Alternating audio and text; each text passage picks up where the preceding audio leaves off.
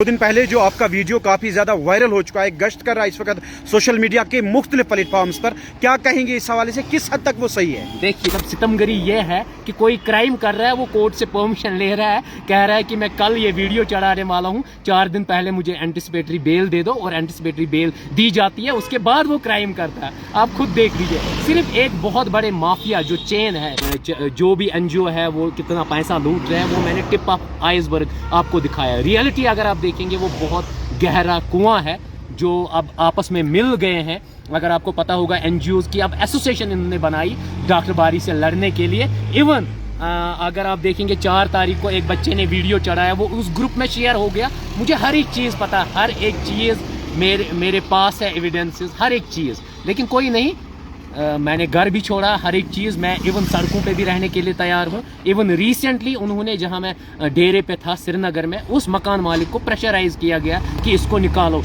सही और गलत जनरल पब्लिक को जानना चाहिए। मैं तो कुछ नहीं बोलूँगा, मैं तो खामोश ही हूँ, क्योंकि मैं तैयारी कर रहा हूँ दूसरे चीज़ों की। ये है प्रिंसिपल सेशन जज अनंतनाग।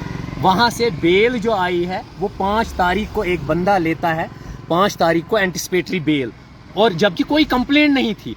कंप्लेंट 8 तारीख को डाली गई, 8 तारीख को वीडियो चलाता है। अब आप खुद देख लीजिए, क्रिमिनल खुद कहता है मैं क्राइम करने जा रहा हूँ, मुझे अरेस्ट मत कीजिए। मीन्स वो एक एलिमेंट ही नहीं है। उसके पीछे उसके बाद 2-3 बेल्स उसको मिली। इवन उसको बेल मिलने में टाइम नहीं लगता है। मुझे एक बेल अरेंज करने में लोगों से रिक्वेस्ट करनी पड़ती है, मुझे यार दोस्तों से, कि मुझे थोड़े पैसे दे दो, और उसको 3-3 बेल मिली।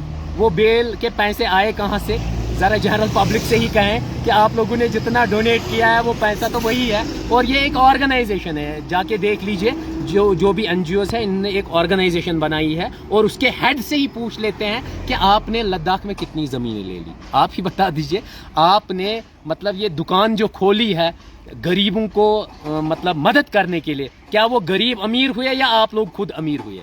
ये क्वेश्चन है। उनके पास गाड़ियां कितनी है, प्रॉपर्टी कितनी है, ये इन्वेस्टिगेटिंग एजेंसीज को देखने की ज़रूरत है। बाकी कानून अपना काम करेगा, पुलिस डिपार्टमेंट के ऑनेस्ट ऑफिशियल्स अपना काम करेंगे, और डॉक्टर बारी अपना काम कर रहा है। 2 दिन से लगा था परमिशन के लिए कुपवारा से काजीगुंड ओपन मेरिट के लिए मैं फाइट कर रहा हूं। नॉर्थ कश्मीर को ही क्यों चुना आपने इसके लिए? देखिए, ज़्यादातर इनजस्टिस यही है। अगर आप देखेंगे 2023 से, अगर देखेंगे जो न्यू रिजर्वेशन पॉलिसी इन्होंने किया, वहां पर 92% लोग जम्मू के आते हैं, फॉल करते हैं। 8% लोग यहाँ के उसमें इन हो रहे हैं न्यू रिजर्वेशन पॉलिसी में। तो इनजस्टिस किसके साथ है? कश्मीर के ही साथ। इसीलिए मैंने कश्मीर से ही स्टार्ट किया, और ये है ही दोनों रीजन का फॉल्ट है। अगर हम इम्बैलेंस करेंगे, किसी पार्ट को जिम में एक्सरसाइज ज़्यादा करते हैं तो वो इम्बैलेंस हो जाता है। सेम अगर किसी बिल्डिंग को हम एक मतलब उसका जो ये है पिलर, उसको वीक रखेंगे, ऑटोमेटिकली बिल्डिंग कोलैप्स हो जाएगी। इसलिए बैलेंस।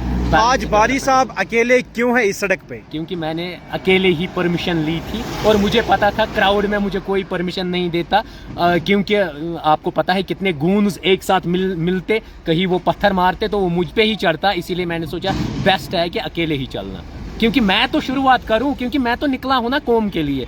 बाकी भी मिल जाएंगे आपको। 6 महीने बाद आप देखोगे बहुत बड़ा रिवोल्यूशन आएगा इंशाअल्लाह। बहुत अच्छे लोग ज्वाइन हो जाएंगे, और 6 महीने बाद मैं आपको दिखा दूंगा कि जो मैंने शुरुआत की थी वो पॉजिटिव प्रोस्पेक्टिव में जाती है या नेगेटिव। मैं अब निकला हूँ कफन पहन के। जितने भी ये क्रिमिनल्स है, जो करप्टेड लोग हैं, या जो गून्स कहेंगे, उनके लिए ये वार्निंग है कि आप लोगों ने हर एक चीज़ किया। पहले मैं जॉब करता था, वो आपको ही पता था, टर्मिनेट किया गया। क्यों? क्योंकि मैं रहबर खेल में वो बहुत बड़ा एक्सपोज किया, उसमें बहुत सारे ऑफिशियल्स इन्वॉल्व थे, फेक डिग्रीज पे बहुत सारे लोग थे। फिर मैं जेल था, जेल में 1.5 साल था। उसके बाद मुझे टर्मिनेट किया गया। टर्मिनेशन के बाद मैंने दोबारा वही कदम उठाया कि मैं करप्शन के ख़िलाफ़ हूँ, इनजस्टिस के ख़िलाफ़ हूँ। जो हक हमसे छीने जाते हैं, उन हुकूक को प्रोटेक्ट करने के लिए मैं पैदा हुआ हूँ। और इसीलिए फिर इवन मेरी फैमिली को भी प्रेशराइज किया गया, और उसके बाद आपने देखा फैमिली ने भी मतलब थोड़ा सा वो भी डर गए, क्योंकि उनको लगा था इसको अब PSA लगेगा। कल पर रोज़ आती थी पुलिस, बाकी एजेंसीज। इसलिए मैंने उनको कहा कि चलो मैं अलग ही रहता हूँ, क्योंकि मैं ये एक्टिविज़म बंद नहीं कर सकता हूँ, लोगों के लिए लड़ना मैं बंद नहीं कर सकता हूँ। इसलिए मैं वहाँ से मूव हो गया, श्रीनगर रहने लगा। और श्रीनगर में भी फिर बहुत सारी प्रॉब्लम्स, आपको पता है, अरेस्ट हुआ रिसेंटली, उसके बाद बहुत सारे कीचड़ उछाए गए, बहुत सारे। अब लास्ट में यही है कि ये कफन मैंने पहना है, मैं सड़कों पे सो सकता हूँ, मैं गार्डन्स में सो सकता हूँ, मैं मस्जिदों में सो सकता हूँ, क्योंकि जिन गोन्स को, जो गोन्स अपने आप को प्रोटेक्ट करते हैं, उनमें सिस्टम के करप्टेड ऑफिशियल्स भी साथ है, उनमें चंद करप्टेड, सॉरी टू से, जो एडवोकेट्स है वो भी साथ है उनको बचाने के लिए। अगर इवन आप खुद देख लीजिए, मतलब सितमगरी ये है कि कोई क्राइम कर रहा है, वो कोर्ट से परमिशन ले रहा है, कह रहा है कि मैं कल ये वीडियो चढ़ाने वाला हूँ, 4 दिन पहले मुझे एंटिसिपेटरी बेल दे दो, और एंटिसिपेटरी बेल दी जाती है, उसके बाद वो क्राइम करता है। आप खुद देख लीजिए, सिर्फ एक बहुत बड़े माफिया जो चेन है, he is just one element, वो सिर्फ इस चीज़ का एक हिस्सा है, खाली एक एलिमेंट है। मैंने कहा ना, ये टिप ऑफ आइसबर्ग है जो मैंने अभी निकाला। जो भी एनजीओ है वो कितना पैसा लूट रहे हैं, वो मैंने टिप ऑफ आइसबर्ग आपको दिखाया। रियलिटी अगर आप देखेंगे, वो बहुत गहरा कुआं है जो अब आपस में मिल गए हैं।